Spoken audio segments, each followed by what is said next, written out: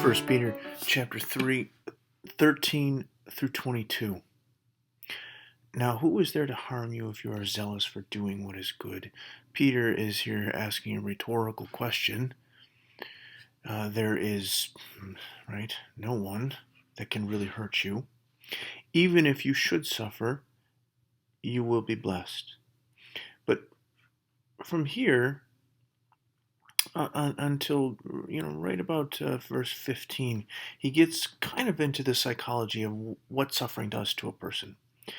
Well, suffering hurts. Peter says, have no fear, nor be troubled. That's the exact opposite of our initial reaction. Somebody hurts you, you are either afraid or angry at them. You either do have fear or you want to strike back. Instead, he says, when you're hurt, in your hearts honor Christ the Lord as holy. That is, your mind should be turned to him first before it's turned to other people.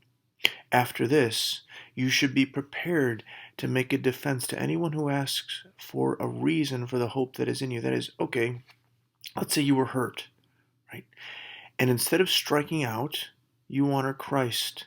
The Lord is holy. Well, that's going to look really strange to people. And they might then wonder, why did you not strike back? Oh, why did you not seek some sort of vengeance? Why did you not, when you were getting yelled at, why didn't you yell back? Well, you have to be prepared to tell people that I have a hope inside me, that no matter what happens, even if I should suffer, I will be blessed, that being hurt isn't the end of me. And so when you offer this defense to anyone, it's to be done, though, again, with gentleness and respect. Peter knows even your defense. Peter's taking note of the psychology of the mind. Okay, let's say you avoided being angry at people. Great. And you honored Christ as Lord. Great. Well, he knows, too, that you could turn your defense now into a different version of anger. You could strike back by saying, you know what, I trust Jesus and screw you all. Peter said, don't do that either. Your defense cannot be a different version of anger. That must be done with gentleness and respect.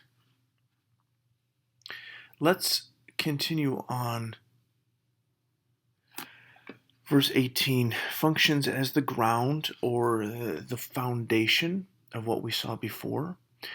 How are you going to go about this Christian life? Well, for Christ suffered once for sins, the righteous, that is you, for the unrighteous. This is us. So we willingly allow ourselves to suffer for these people, suffer by these people, both for and by them, because that's what Christ did.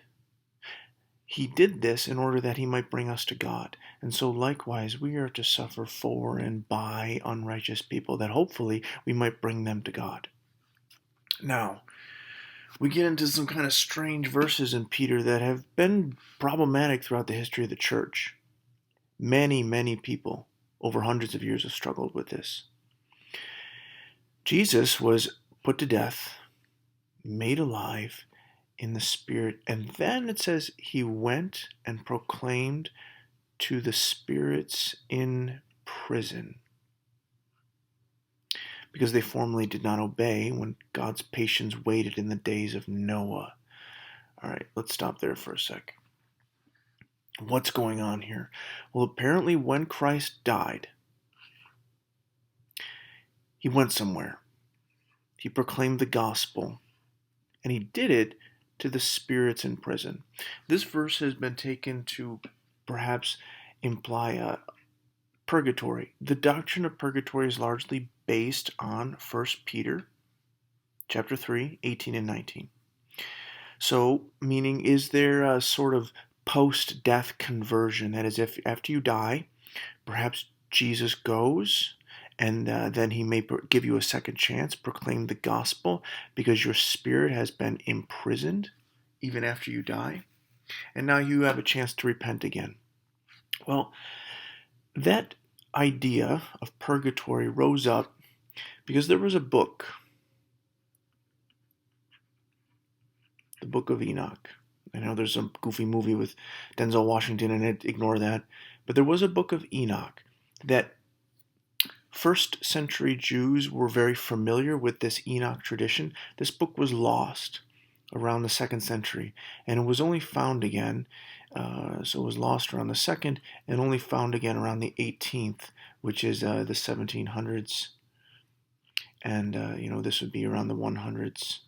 This book was lost. In this book, there was a tradition that Enoch, in Genesis, the man Enoch was said to be righteous, and he was taken up by God into heaven, and he never died. Well, a tradition arose that this Enoch character, after he was taken up, he was placed into some area where there was, quote unquote, the Watchers and the Holy Ones.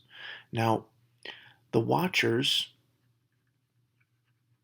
there was a tradition that the Watchers were evil spirits who existed during the days of Noah, and they had children with human women, and these children became the reason why God destroyed the earth during the flood. So in Genesis chapter 6. So this tradition continued, but this book was lost.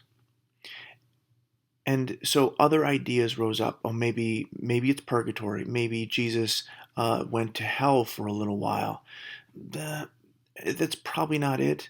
It probably only happened because Enoch was lost for, I don't know, like 1,700 years. So, what's going on here? Here's my opinion.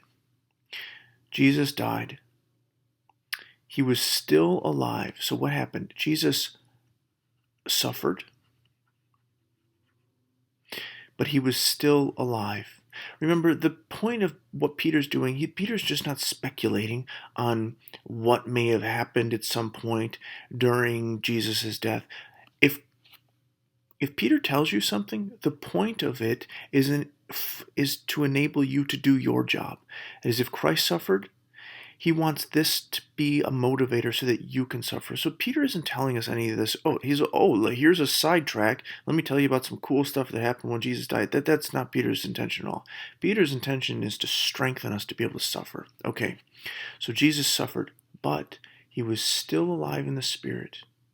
And while he was still alive, after he suffered and died, he went and proclaimed the gospel to the spirits in prison, meaning Jesus, after he died and was made alive, went and proclaimed to these watchers and these other evil spirits, guess what? I still reign.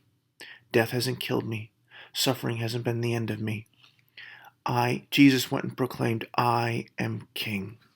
Jesus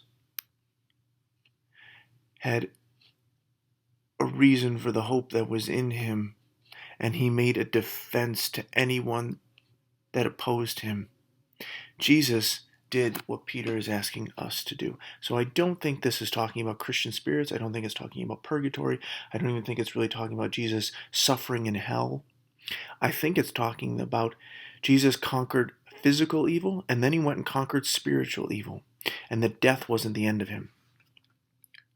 Remember, these spirits formerly did not obey when God's patience waited in the days of Noah.